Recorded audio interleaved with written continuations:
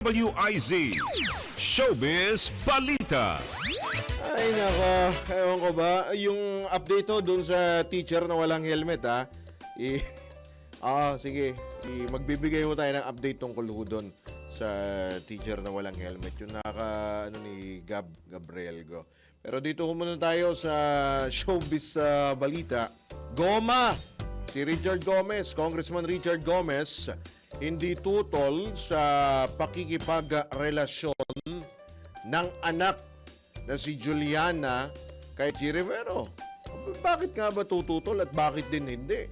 Alamin natin ang kabuuan ng chika mula kay Anton. Good morning, Papa Drew! Para sa aking balitang showbiz, walang nakikitang problema ang aktor at later Representative Richard Gomez kung sakaling mauwi sa pag-iibigan ang ugnayan ng kanyang anak na si Juliana Gomez at basketball player na si Richie Rivero. Ayon sa kongresista, nasa tamang edad na si Juliana at may kakayahan na ito magpasya para sa sarili, lalo na pagdating sa usaping pag-ibig. Ang tanging request lang umano ni Richard ay kung may manliligaw sa kanyang anak, ay dapat sa kanilang bahay ito gawin. Matatandaan naging usap-usapan sina Juliana at Richie.